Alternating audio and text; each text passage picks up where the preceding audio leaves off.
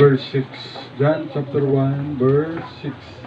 Good morning, good afternoon, good evening, mga mga lugar. Glory to God, thanks God, and praise the Lord. John chapter 1, verse 6. Kasi natin sabay-sabay, read, begin.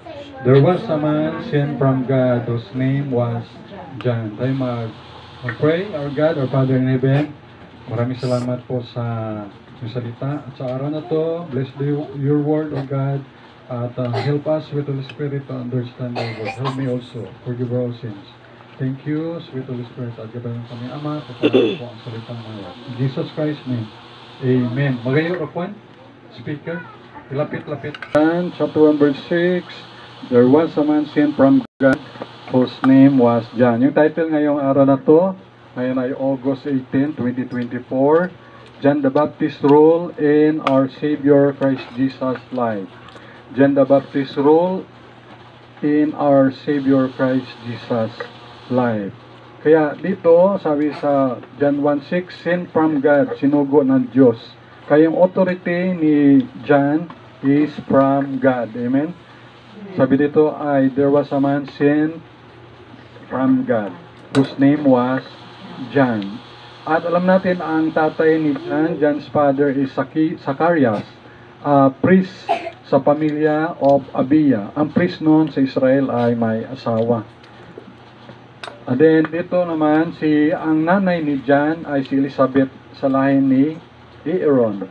Kaya si Aaron ay sa lahi yan ni Levi, mga Levites. Kaya sa templo sila nag-work, mga full-time worker, kumbaga sa church. Iba naman ay part-time worker, stay in or stay out. Kaya sa Bible school merong stay in, merong stay out. Kaya ako noon sa Bible school ay stay in. At ito, silang dalawa, si Zacharias at saka si Elizabeth, sila ay, they are both righteous, sabi ng Bible, before God. They fear God. Kaya sa, mabasa natin dito sa Luke chapter 1 verse 6. Tingnan mo natin sa Luke chapter 1 verse 6 yung background ni Zacharias at na Elizabeth. Yung mag-asawa na to na sila ay matanda na, wala silang anak. Nag-pray lang sila sa Panginoon na magkaanak. At tinugo naman ng Panginoon yung prayer niya. Kaya sa Luke chapter 1 verse 6, Luke chapter 1 verse 6 ay ganito po ang sabi. And they were both righteous before God, walking in all the commandments and ordinances of the Lord, blameless. So sila'y walang kapintasan. Silang dalawa itong mag-asawa na to, Zacharias at saka si Elizabeth. Sila yung parents ni John the Baptist. At sa verse 8, sabi dito, and before that, verse 7, and they had no child because that Elizabeth was barren, baog si Elizabeth, and they both were now well stricken 2 years, matanda na sila. And it came to pass, sa verse 8, that while he executed the priest's office before God in the order of his course. So yung turno na ni Zacharias na mag-offer sa templo according to the custom of the priest's office, his lot was to burn incense when he went into the temple of the Lord. Siya pumunta sa templo ng Panginoon sa Jerusalem. At meron doon na sa verse 10, and the whole multitude of the people were praying sa labas without at the time of incense. Verse 11, and there appeared unto him an angel of the Lord. Angel of the Lord to is si Gabriel, standing on the right side of the altar of incense. At dito si Zacharias ay natakot. And when Zacharias saw him, nakita siya ng anghel, he was troubled and fear fell upon him. So yung angel yan ay, usually yan ay, ang gender ay panlalaki, angel Gabriel, angel Michael. Pero sa langit, hindi niya nag-asawa ang mga angel. Kaya tayo, sabi ng Bible ay, maging katulad tayo ng angel sa langit na wala na dong pag-aasawa sa tayo, maging katulad na lang tayo ng angel doon sa langit. Kaya dito sa verse 12, natakot si Zacharias. Nakita siya ng angel of the Lord. But the angel said unto him, fear not, wag na matakot, Zacharias. Fear not, Zacharias, for thy prayer is heard. Tamo yung panalangin mo ay napakinggan. Kaya yung panalangin natin ay napakinggan niya. Kay meaning, na maging mabait ang kanyang amo-ama sa Hong Kong ay answered prayer. At nag-pray rin ako noon na sana sa Olympics na to yung mga tao rin doon ay makakilala kay Jesus Christ bilang Lord and Savior, pati mga Olympic Committee at mga players. Dahil nag-blasphemy sila yung Lord Supper na yung sa Roman Catholic ba ay ginagawa nilang kabastusan na mga ano doon yung nagapan yung mga bading, no, yung mga LGBTQ na mga grupo kanila blasphemy nila yung Lord Supper. So ang prayer ay ma-save man yung mga tao niya, may kalagman sila, may kaluluwa man sila. At ang prayer man ako na manalo rin siyempre ng gold yung Philippines. It's either sa boxing or sa gymnast. At answer prayer, usually sa boxing ang isa doon sana si Peticio ay panalo yun kailang mas pinili yung ibang rasa dahil mas gwapa abi kaysa kay Misty Peticio. Kaya daw panalo sana ay wala na lang. Pero di ba andyan naman si Carlos Yulo. Kaya ang unang sabi na ang unang Olympian ay noong 1924 yung taga OAS Albay runner. And then after 100 years si Carlos Yulo. So kaya sa kanyang pagtumbling lang ay nakadalawang gold siya. At ang natanggap niya sa Philippine government ay 20 million. May matatanggap rin siya na mga worth 35 million na condominium from Mega World. Tapos matanggap siya sa House of Congress na 3 million. Tapos kay Ramon Ang, yung may-ari ng San Miguel Corporation, 5 million. At yung isa pang negosyante, kalimutan ko lang, 5 million rin. Tapos another naman na yung mga Milo, Adidas, mga unlimited na pagkain sa restaurant at unlimited na sakay sa aeroplano sa Philippine Airlines, unlimited. Kaya kayo, ang edad nyo ay more or less 5 years old, mag-umpisa na kayo mag-tumbling-tumbling, mag-training na kayo. Pero dapat kayo tumbling, dapat doon kayo sa mga lugar na may mga kutson. So sabihin may pantalagay ang tawag no? Gymnasium o anong tawag din yung gym. Para siyempre hindi ka mabalda doon pa mag-tumbling. Dito tumbling ka, siminto, di bukol lang, mabalian ka pa. So may training ground talaga. So kung saan kayo ka-excel, kayong iba ga-excel sa gymnast, sa sports, sa boxing, ga-excel, yung iba ga-excel sa military, sa pag-drawing, iba ga-excel naman sa preaching, katulad ni Billy Graham sa pag-preach ng Word of God about the Lord Jesus Christ. Yung iba naman ay ga-excel sa katulad ng brother ko sa police, Philippine National Police. Isa ko pang brother ga-excel sa teacher, master teacher to, Sir Dennis. Si Kuya Ricky naman sa police. Yung panganay namin, si Kuya Julius, ay kung hindi lang siya nakapag-asawa kagad, ay dentist din siya na, clinic na lang ang kulang. Si Joseph pa na nag-excel sa pagbabalita. Kung na lang siya, graduate ng EB Journal at Journalism and Psychology. So, si Dino naman ay sa computer, magaling rin ito. At kayo rin, no? Excel. Dapat excel rin mga estudyante kung saan kang sports at saan field, engineering, accounting, dentistry or doctor. Kung saan kayo dapat doon i-focus. Kaya katulad sa akin, by the grace of God, hindi man ako pwede sa police, hindi ba pwede ako sa DepEd, hindi man ako pwede doon sa magtambling-tambling katulad ni Carlos Yulo. Na siguro buhatin ko lang siguro. Magbaras lang siguro mga isang baras yun, kaya ko pa. O baka hindi na.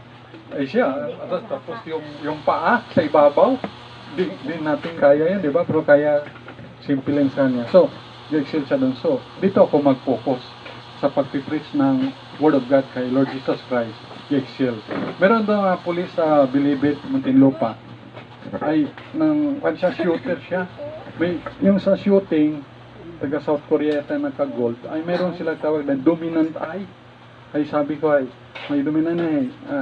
Sabi niya kung saan ang dominant eye mo, kung magpunteriya ka sa shooting, dun mo itutok. Kaya yung isang mata ng mga shooter sa Olympic, nakatabon yung isang mata. Kung dominan niya kanan lang nakapunteriya. Taga South Korea, ang galing. Ay, napaturo ako sa police na yon, retired na police ng Bilibid Prison. Kaya sabi niya sa akin, huwag na, mag-concentrate ka lang sa Bible.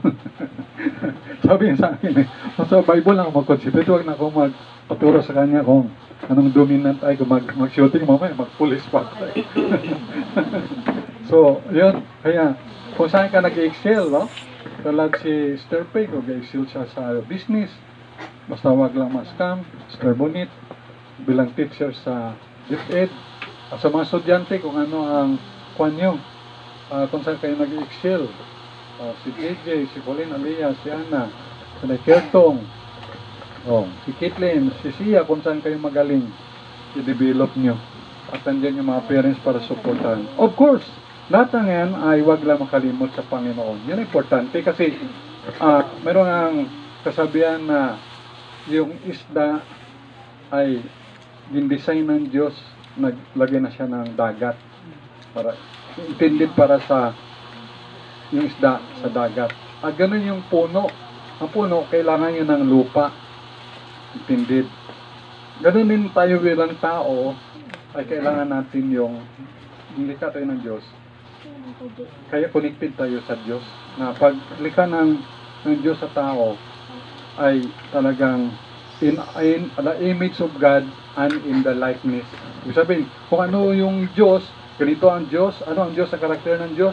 Mabuti, mabait, makatarungan, makatotohanan, banal, mapagbigay. Yan ang karakter ng Diyos. So gusto ng Diyos, ganun rin tayo in the likeness, image of God. Yung isda, kung walang isda sa tubig, ang tubig ay tubig pa rin. Kahit wala yung punong kahoy sa lupa, ang lupa ay lupa pa rin. Ibig sabihin, kahit wala ang tao, kung wala sa Diyos, ang Diyos ay Diyos pa rin. Pero kung tayong tao ay wala tayo sa Diyos, tayong tao, we are nothing. So ganun. Ibig sabihin, connected lahat. Okay, so kung saan tayo nag-excel, ay doon tayo mag-focus at huwag makalimot sa Panginoon. Kasi anumang tagumpay ng tao, no, mayroon siyang fame, prestige, power, wealth, lahat ng yan pag nasa kanya na ay wala rin kabulan. Sabi ni Solomon, kahit si Pacquiao, nasabi niya, wala rin. Kaya naranasan niya ang maraming pera, maraming tahanan, bahay, mansyon, sikat, and everything. Nakasala pa siya, may artista pa siyang mga celebrity na issue and everything, pero walang kabuluhan lahat. Until such time makilala niya si Jesus Christ bilang kanyang Lord and Savior. So ganun din. Sa ating buhay, kaling connected tayo sa Panginoon. Ito si Elizabeth, si Zacarias, ay biniyaan sila ng Panginoon ng anak. Kaya mayroong joy, may blessing. Your prayer is heard, na pakinggan yung prayer. Kaya yung prayer natin kay Nining, napakinggan at sa mga prayer natin bawat isa. At makaroon tayo na makakuan tayo sa Bita ni Makati. Salamat sa Panginoon kay Pastor Nabli. Salamat rin kay Pastor Satira, yung sa Pastor Satira at Pastor Yuli, siyempre. At least na naging stepping stone na tayo ay under sa Bita ni Makati. At by God's grace, ang Bita ni Makati ay sa pag-support sa all over the Philippines, no, ay top 1 siya sa support. Ganyan ay kung mayroon lang libre lang kamo at may budget pa magpa-Manila, pwede tayong magpa-Makati. Halimbawa, youth camp o youth quiz or World Mission Conference. Ang World Mission Conference nila, second week of February yan. Kasi Sunday, anniversary, pagka Martes hanggang Webes, World Mission yan.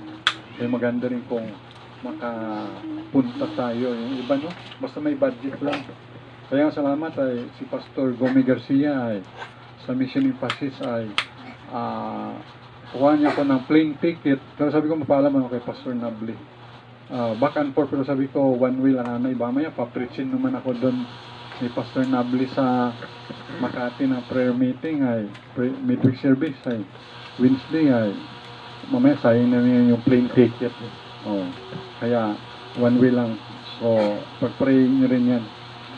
Dito sa Mamanalim Sunday School, siyempre, pwede man tayo makapanood kayo sa Bitani Makati or sa kay Pastor Gomez sa Sword of the Lord Baptist Church, San Pedro, Laguna. Yan. Yung Pastor Errol yan, na sinding pastor din. At nanalo niya si Pastor Gomez doon sa Bitani Makati ng, I think, electronic bike yata.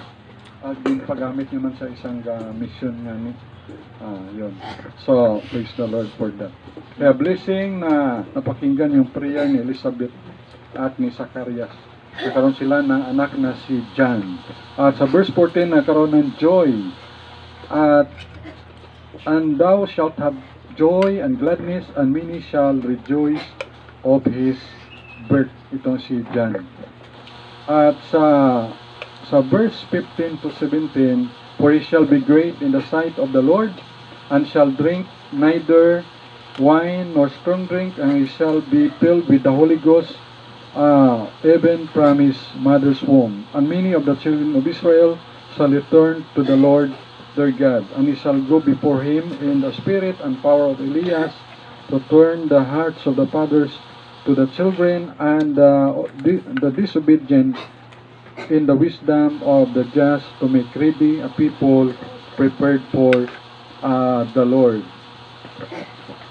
At dito sa verse 19, the angel answering said unto him, I am Gabriel, that stand in the presence of God, and am sent to speak unto thee, and to show thee this glad tidings. Kaya si Elizabeth at si Mary, alam niyo ba, ay magkasin. Kung sila ay mag-first cousin, si Elizabeth at si Mary, kung halimbawa mag-first cousin sila, kaya dito sa Luke chapter 1 verse 36, Luke 1:36, and behold, thy cousin Elizabeth, she hath also conceived a son in her old age, and this is the 6th month. Ibig sabihin ay anim na buwan na sa tiyan si John the Baptist, with her who was called barren. So, binisitahan siya ni Mary, kaya magkasin sila. Kung sila ay first cousin, si John the Baptist at si Lord Jesus Christ ay mag-alin? Mag-second cousin. Very good, JJ. Mag-second cousin sa laman. Take note, no?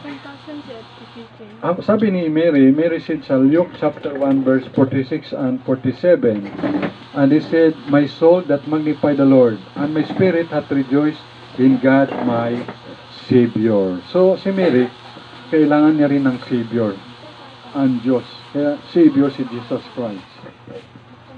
Kaya John the Baptist's role in our Savior Christ Jesus life. Number 1, ang role niya, number 1, the mission. His mission. Ano ang mission ni John the Baptist sa buhay ng ating tagapagligtas na si Kristo Jesus? Siya ang nagbaptize. At sa Luke 1:37, and thou child shall be called the prophet of the highest. Siya yung maging propeta ng kabastasan, for thou shalt go before the face of the Lord to prepare his ways. So si John the Baptist, siya yung mag-prepare ng ways, to prepare his ways. Siya magprepara ng daraanan ng Panginoon.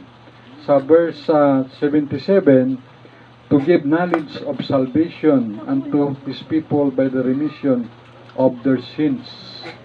Remission of their sins. And sa verse 78, through the tender mercy of our God, whereby the day spring from on high hath visited us. God visited us, kaya ginbisitahan sila ng Panginoon. To give light, sa verse 79, to give light to them that sit in darkness and in the shadow of death, to guide our feet into the way of peace.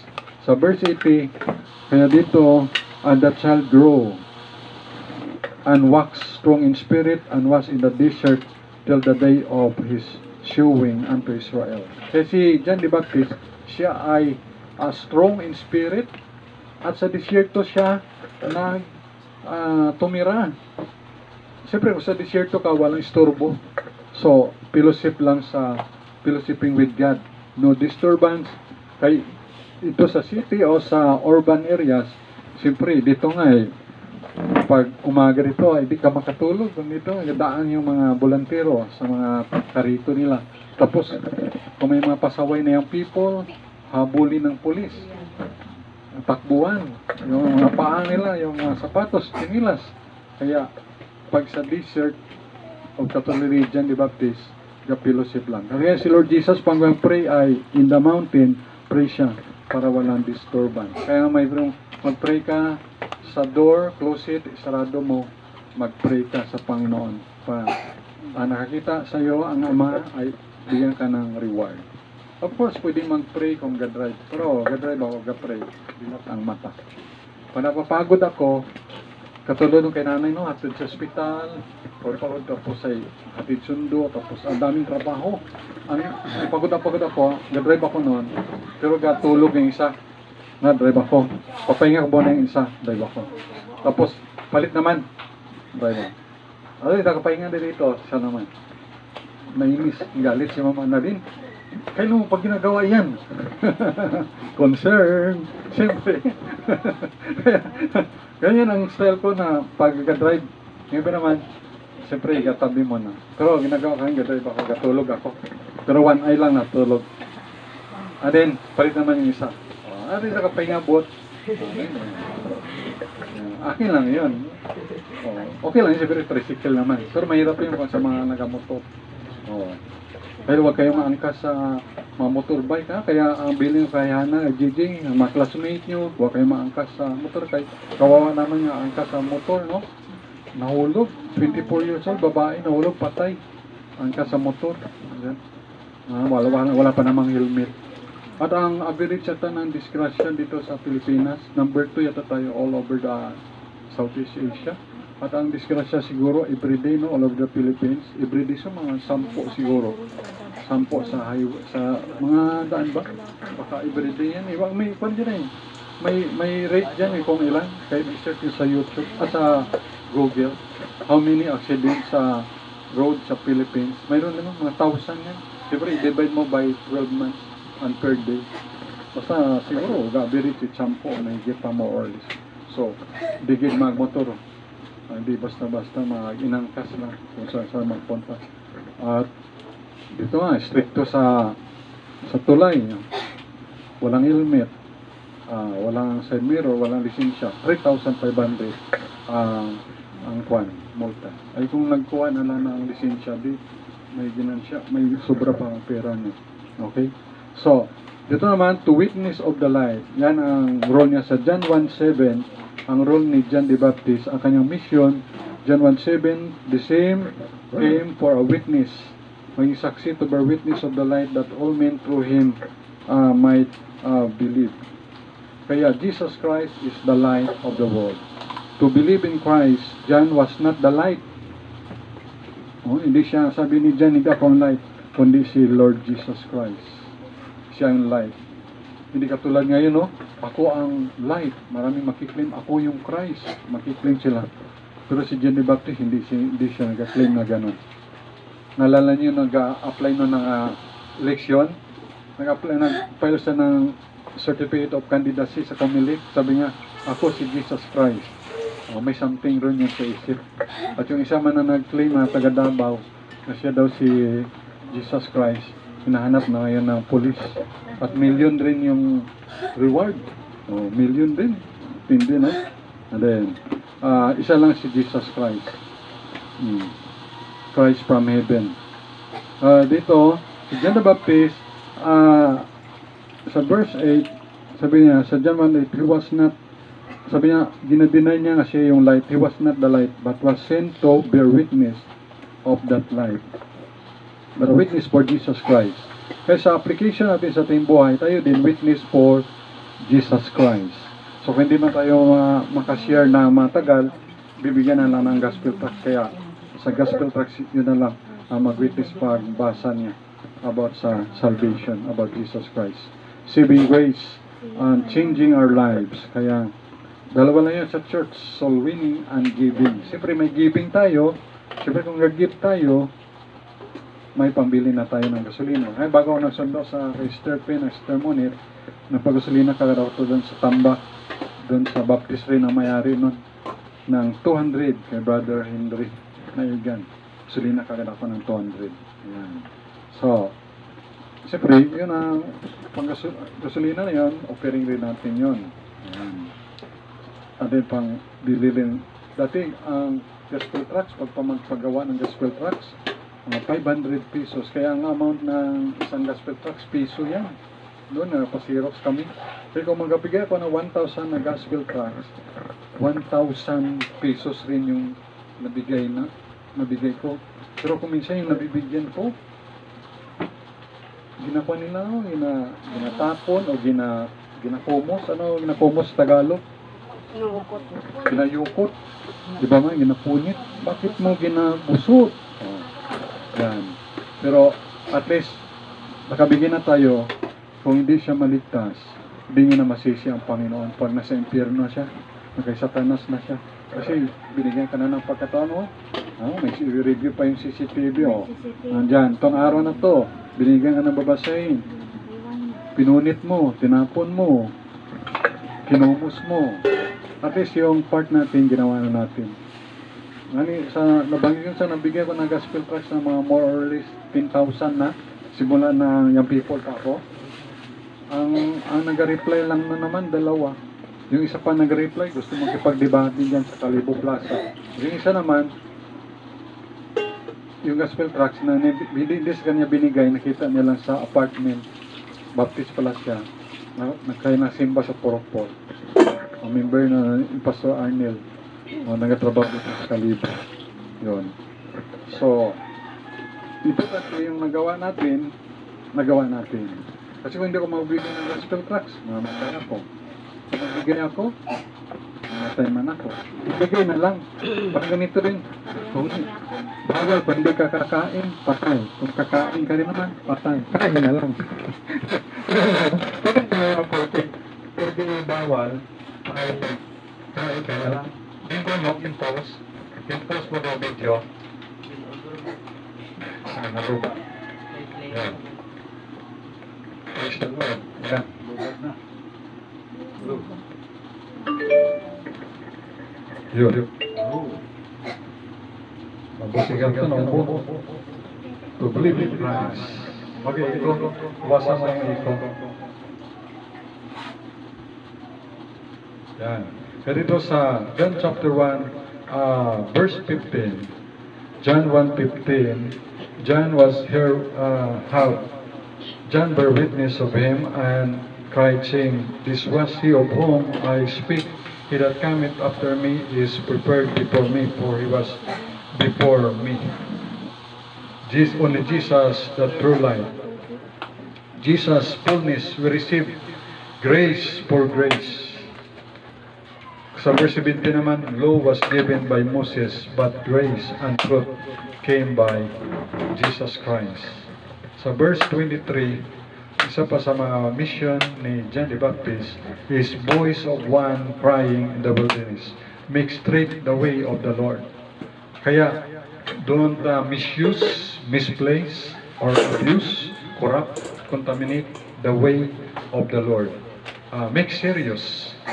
God is serious and truth His word and promises. Also said by prophet Isaiah, make straight the way of the Lord. Mission of John the Baptist is to baptize with water. So verse 27, John 1:27. He it is who coming after me is prepared before me, whose shoes latchet I am not worthy to unloose. So verse 28, these things were done in Bethabara and beyond Jordan, where John was baptizing. Number 2, his message. Ano yung role ni John the Baptist sa buhay ng ating tagapagligtas? Number 1, anong mission. Anong mission ni John the Baptist? To prepare the way of the Lord. Number 2, ano yung message ni John the Baptist? Ano ang kanyang role? His message. John 1:29. John chapter 1 verse 29. The next day John said Jesus coming unto him and said, Behold the Lamb of God which taketh away the sin of the world. Behold the Lamb of God. Kaya si John the Baptist, gina-point na nandun kay Jesus Christ, na Jesus saved. Yun dapat yung message nga si Jesus yung tagapagligtas, Jesus Christ. Behold the Lamb of God. Kasi dati yung tupa, yun yung offering para yung sa Israel, sa mga Israelites, yung kasalanan nila for 1 year para mapatawad, pupunta sila sa templo, magdadala ng tupa, depende kung anong sabi ng saserdote ng pare na Hudyo, halimbawa baka man, o tupa, o kalapati, punta sa templo, at ihandog yun sa Panginoon, pwedeng sunugin o kakatayin, kung ano man doon yung nakasulat sa verse 5 book of Moses, and then, para mapatawad yung kasalanan for 1 year. Kaya yung tupa, yung kanilang offering. Pero dito, si Lord Jesus na yung tupa. So meaning to say, hindi na tayo maghandog ng tupa. Alam nyo kung i-practice pa yung para mapatawad ang ating kasalanan sa loob ng 1 year at kakatay tayo ng tupa, mamumblema tayo. Bakit? Saan tayo totoo? Hanap ng tupa. At magkano ang tupa? Baka 10,000. Oh, di ba? Pero salamat sa Panginoon na hindi na lang, no? Oh, libre. Kaya libre ang kaligtasan. Pero behind that, may bayad niya. Binayaran niya ng buhay ni Jesus Christ. Ang kanyang dugo, pawis. Yung mabilad siya sa init ng araw. Kaysa niya yung dura, yung pagmaritis sa kanya. Minamaritis niya kaya si Jesus. Sabi niya, siya daw yung tagapagligtas. Hindi naman niya kayang ligtas sarili niya. At marami pang iba. Tinutuya siya. Sinampal siya. Sige, hulaan mo, sinong sumampal sa iyo. Diba? Pero tiniis yung lahat ng Panginoon Jesus. Kaya siya yung Lamb of God to take away the sin of the world. Kaya ang punteriya dito na pagparito ng Panginoong Jesus to take away the sin of the world. Kaya sa verse 36, sabi dito sa John 1:36, and looking upon Jesus as he walked, he said, Behold, the Lamb of God. Si Jesus yung kordero ng Diyos. Kaya, huwag tayong maakit dun sa mga TV evangelists or sa mga YouTube about prosperity gospel. Kung pag sumunod ka sa Panginoon ay maging okay ka, yung asinso yung buhay mo. Hindi tayo aasa doon sa mga prosperity gospel. Tayo ay sa truth gospel. Kaya bilang tagasunod ni Jesus, makaranas tayo na to suffer. Philippians 3:8. Matin natin sa Philippians 3:8. Katulad ni Pablo, sa pagsunod niya sa Panginoon, iniwan yung pagkaabogado niya. Pero nag-suffer, tuloy siya. Dahil sa pagsunod sa Panginoon. Pinipersecute siya ng kapwa mga Parisiyo, mga Hudyo. Philippians 3:8. Yeah, doubtless, and I count all things but loss. Lahat ng bagay ay loss. For the excellency of the knowledge of Christ Jesus my Lord, for whom I have suffered the loss of all things, and do count them but dung, that I may win Christ. Alam niyo, yung all things, para kay Pablo, binilang niyo na dung. Alam niyo yung dung? Deo Inji, ano ibig sabihin ng dung? Deo Inji, yun ay dumi ng bata. So, ibig sabihin, mga material things, para kay Pablo, kung ano man ang kanyang prestige, abogado siya, marami siyang connection, binilang niya yung pala na dumi lang ng baka, yung mga material things, ang mga connection niya sa lipunan. Makamtan niya lang, ma-win niya lang si Christ. So, para sa kanya, mahalaga si Christ. Yun yung dapat sa atin, to win Christ. Another ay sa Philippians 3:10, that I may know Him, malaman, makilala ko lang siya, sabi ni Pablo, and the power of His resurrection, and the fellowship of His sufferings, being made conformable unto His death. Pakonsiker to ng gamot, gang, sa ubo, tubig na maligam-gam. Bawa sa iyo matamis kerto, ha? Kayo mga old believers din, mga naunang mga Christian, nagsasuffer din sila. 1 Thessalonians 2:14. 1 Thessalonians 2:14. 1 1 Thessalonians chapter 2 verse 14. I read it 2:14. For ye, brethren, became followers of the churches of God which in Judea are in Christ Jesus, for you also have suffered like things of your own countrymen, even as they have of the Jews. 2 Timothy 2:12. 2 Timothy chapter 2 verse 12. If we suffer, we shall also reign with him. If we obey him, he also will deny us. 2 Timothy 3:10. But thou hast fully known my doctrine, manner of life, purpose, faith, long-suffering, charity, patience. Yeah, and all that will live godly in Christ Jesus shall suffer persecution. So hindi na tayo magtaka na sabi doon sa sulat ni Pablo kay Timothy, sa time nila noon na kung kayo ay mamuhay na maka-Diyos kay Kristo Jesus, kayo ay mag-suffer ng persecution. So ito sa kanila, totoo ito. Totoo rin ito sa lugar ng North Korea, China, sa mga Middle East, sa Africa. Totoo ito. Pero dito sa atin sa Pilipinas, hindi ito masyado pinipersecute tayo. Bakit? Kasi marami naman dito Christian. Okay, pero sa ibang lugar, ito ay pinipersecute tayo. Kasi nga, ano ang nag-persecute sa Christian? Kapwa Christian na.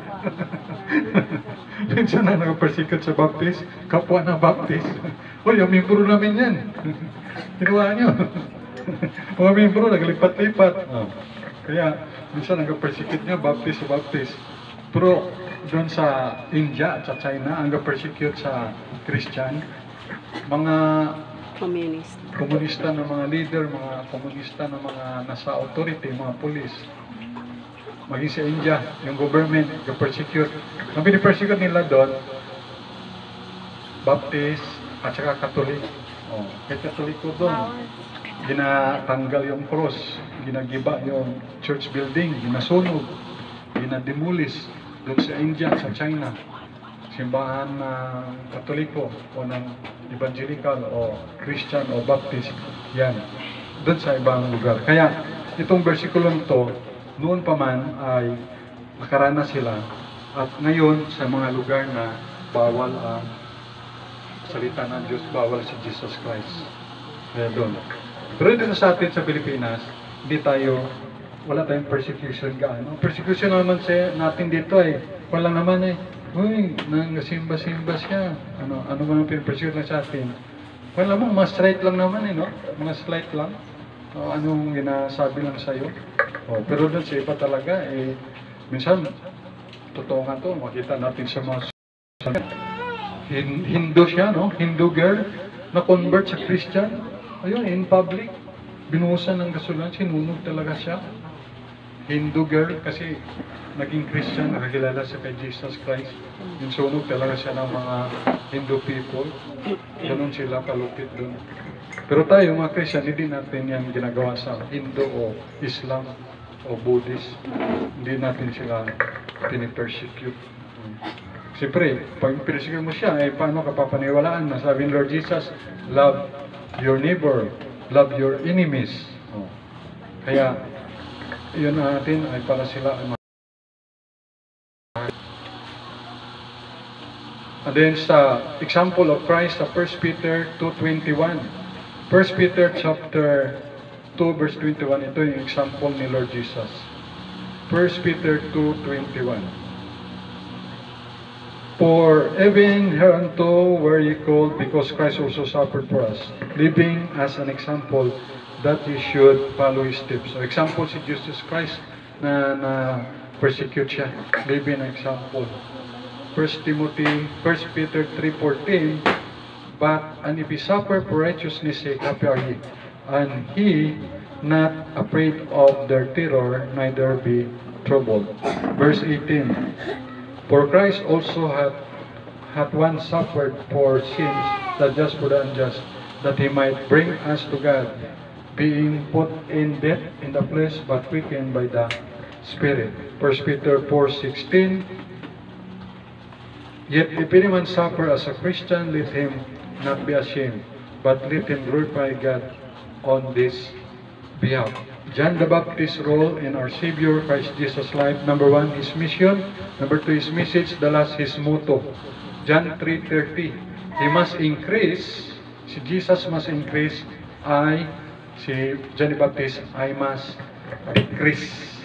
Preaching of not me, I, and myself.